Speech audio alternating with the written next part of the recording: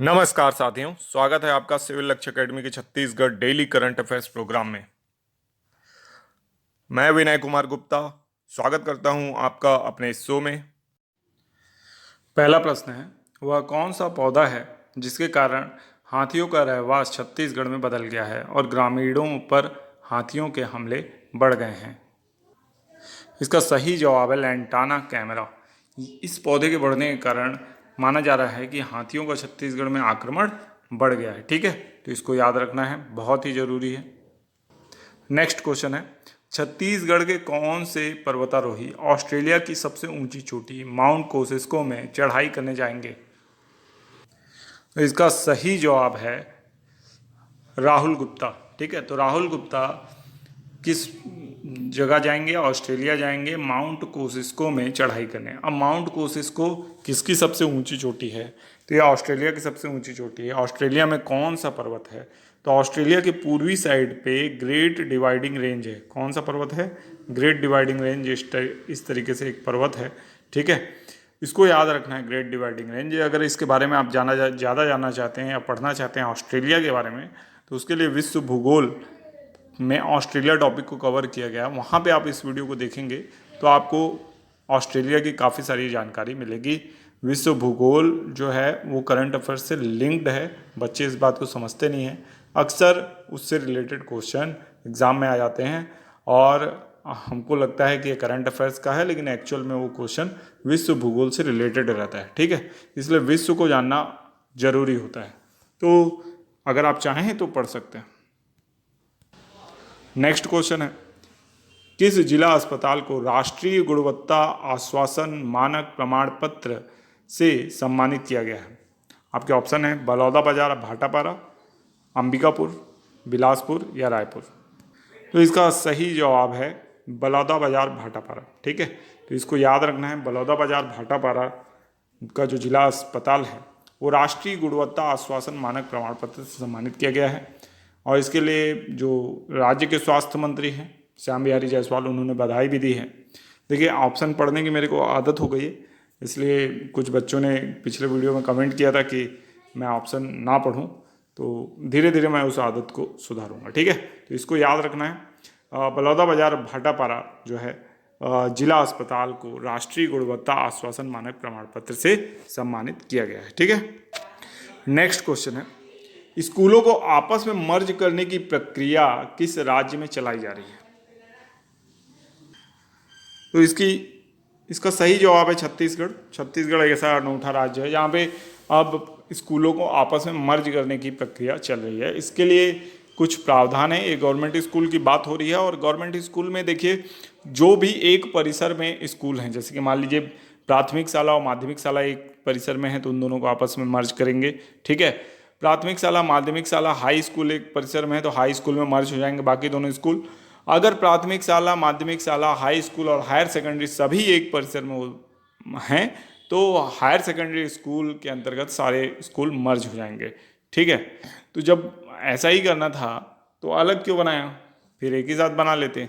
ठीक है, और या फिर आत्मानंद ही बना दीजिए सारे स्कूलों को इंग्लिश मीडियम। और जो अलग स्कूल बने हैं उन स्कूलों का क्या दोष। ठीक है, ये सारी प्रक्रिया एक्चुअल में की जा रही है। जो बहुत से शिक्षकों की भर्ती हो गई है पिछली सरकार के कार्यकाल में, लगभग 24 से 25 हज़ार शिक्षकों की भर्ती हुई है। ठीक है, उस सरकार ने ये काम अच्छा किया कि शिक्षकों की भर्ती ज़्यादा कर ली।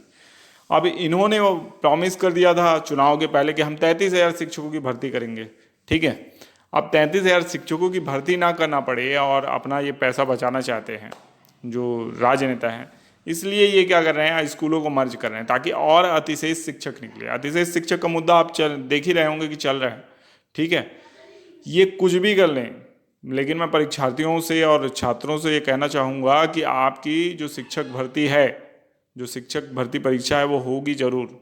33,000 पदों के लिए नहीं होगी, लेकिन जितने भी पदों के लिए हो वो होगी ज़रूर, क्योंकि शासन के ऊपर दबाव धीरे धीरे बनेगा बेरोजगारों का और वो भर्ती आएगी। इसलिए आप अपनी जो परीक्षाएं हैं, परीक्षा की तैयारी है, उसको डिस्टर्ब ना करें, उसको करते रहें लगातार। ठीक है, शिक्षक भर्ती परीक्षा भविष्य में ज़रूर होगी, अभी नहीं होगी तो 3.5-4 साल बाद होगी। ठीक है, हाँ, उस समय मैं जानता हूँ कि बहुत से परीक्षार्थियों की एज निकल जाती है, तो उसका तो कुछ किया नहीं जा सकता, बस शासन से मांग की जा सकती है कि भाई एज रिलैक्सेशन दे। अब जब आप 4 साल 5 साल में भर्तियां निकालते हो तो आप 40 साल की उम्र का कट ऑफ मत रखो, फिर 45 साल रखो, 50 साल रखो, या कट ऑफ ही क्यों रखना? जब तक जो एलिजिबल है उसको बनाने नौकरी पाने का हक है ना। तो जब आप लगातार भर्तियां निकाल रहे हो तो भाई कोई कट ऑफ मत रखो, यानी कोई कट ऑफ रख दो, आप 35 साल रख दो, 40 साल, जो भी है। लेकिन आप लगातार भर्तियां नहीं निकालते हो, 4 साल में 5 साल में भर्तियां निकालते हो। एसआई की भर्तियां आप कर नहीं पाते हो, 2013 से आप भर्तियां निकाल रहे हो, 2024 तक आपकी भर्ती हो नहीं पाई है। तो जब आपकी प्रक्रिया इतनी ढीली है तो नियम कायदा सारे परीक्षार्थियों के लिए क्यों बनाया जाना चाहिए, है ना। तो सॉरी, मैं ज़्यादा भावुक हो जाता हूँ तो ज़्यादा बोल जाता हूँ, लेकिन ये प्रक्रिया अभी छत्तीसगढ़ में चल रही है, इसको याद रखना है आपको।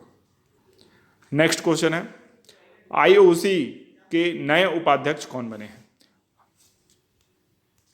इसका सही जवाब है अभिनव बिंद्रा।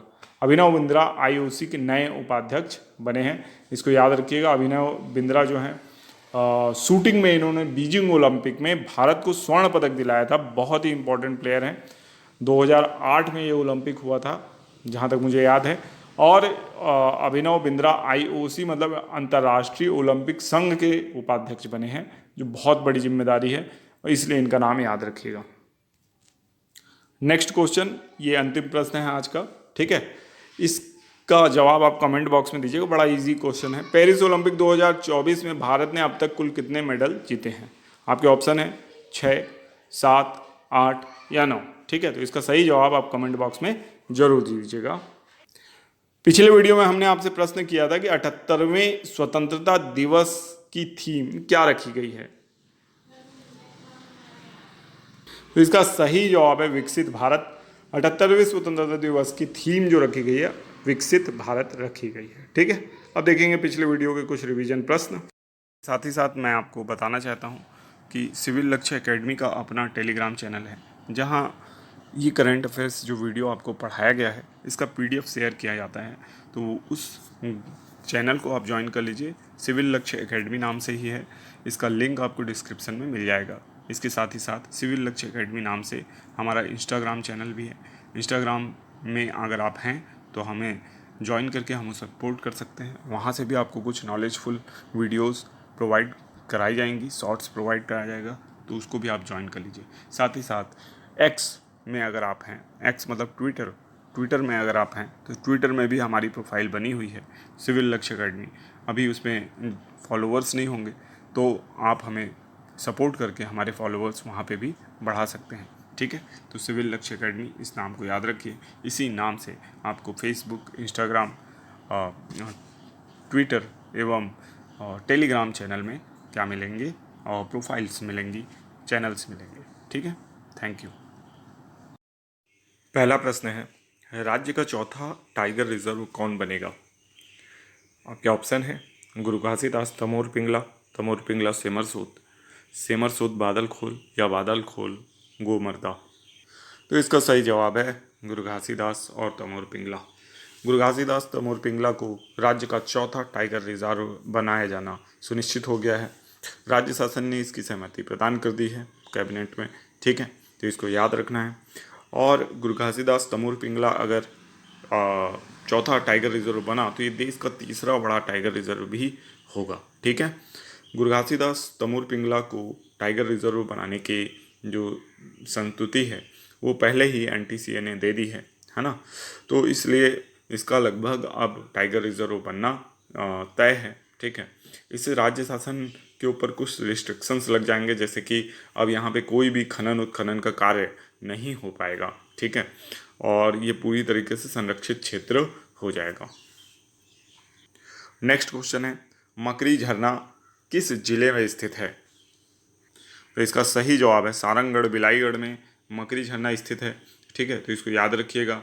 और ये झरना जो है ये मेनली यानी बारिश में बहुत ज़्यादा सुंदर हो जाता है, इस कारण से न्यूज़ में भी बारिश में इसकी ज़्यादा चर्चा होती है। जल स्तर ऊंचा उठने के कारण अच्छी तरीके से यह दिखता है, शानदार इसका नज़ारा होता है। सारंगढ़ बिलाईगढ़ में यह झरना स्थित है, इसको याद रखिएगा।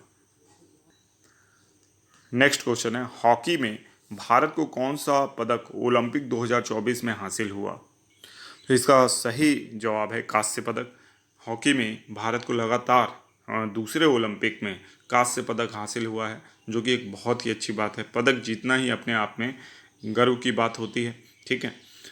बशर्ते इस वर्ष यानी 2024 के जो ओलंपिक में भारत ने अभी तक कोई स्वर्ण पदक नहीं जीत पाया है, और अब ऐसा मुश्किल लगता है कि स्वर्ण पदक हासिल होगा भारत को, क्योंकि ओलंपिक लगभग समापन की ओर है ना। तो ये याद रखना है आपको कि हॉकी में हमने कौन सा पदक जीता है, कांस्य पदक जीता है, और इससे पहले टोक्यो ओलंपिक में भी हमने जीता था। तो इसको याद रखिएगा। नेक्स्ट क्वेश्चन है, अमन सहरावत को कुश्ती में कौन सा पदक हासिल हुआ है? तो इसका सही जवाब है कांस्य पदक। तो अमन सहरावत को कुश्ती में कांस्य पदक हासिल हुआ है, इसको भी याद रखना है, ठीक है। तो ये बहुत ही ज़रूरी है कि आपको ये पदक जितने भी हमने जीते हैं वो याद रहें। कुल 6 पदक अभी तक भारत ने हासिल किए हैं, तो इसको याद रखना है। अमन सहरावत कुश्ती में कांस्य पदक हासिल करने वाले खिलाड़ी हैं। नेक्स्ट क्वेश्चन है, नीरज चोपड़ा ने जेवलिन थ्रो में कौन सा पदक हासिल किया है? तो इसका सही जवाब है रजत पदक, ठीक है। पिछले ओलंपिक में, टोक्यो ओलंपिक में नीरज चोपड़ा ने स्वर्ण पदक लाकर देश को गौरवान्वित किया था। इस बार भी उन्होंने रजत पदक जीतकर देश के लिए मेडल तालिका में एक रजत पदक को जोड़ा है, ठीक है। हालांकि हम लोगों को उम्मीद थी कि स्वर्ण पदक जीतेंगे, लेकिन पाकिस्तान के जो नमीद थे उन्होंने बहुत ही अच्छा प्रदर्शन किया, और 92 मीटर तक उन्होंने क्या फेंक दिया, जेवलिन थ्रो किया, जबकि 89 मीटर के आसपास 89 मीटर से कुछ अधिक नीरज चोपड़ा ने फेंका था जेवलिन थ्रो, ठीक है। तो इस हिसाब से सेकंड रजत पदक हासिल करने वाले एथलीट बने हैं, ठीक है। नेक्स्ट क्वेश्चन है, विश्व आदिवासी दिवस कब मनाया गया है? तो इसका सही जवाब है 9 अगस्त। 9 अगस्त को विश्व आदिवासी दिवस मनाया गया। आदिवासियों के द्वारा जो सेलिब्रेशन होता है बहुत ही अभूतपूर्व होता है, ठीक है। और कई जगह पे जो तिरंगा झंडा है वो आदिवासियों ने, यानी आदिवासी समाज ने उसको भी सम्मानित किया। ये बहुत अच्छी बात है। तिरंगे के साथ जब कोई यानी समाज अपना आदिवासी दिवस मनाता है, या कोई भी कह सकते हैं अपना त्यौहार मनाता है, तो उसकी बात ही अलग होती है। देशभक्ति और जज्बा भी उसमें दिखता है। तो आदिवासी समाज के लोग बिल्कुल इस चीज़ के लिए बहुत ही कह सकते हैं धन्यवाद के पात्र हैं, बधाई के पात्र हैं कि उन्होंने तिरंगे झंडे को भी सम्मान दिया है विश्व आदिवासी दिवस के दिन। Thanks for watching. God bless you all.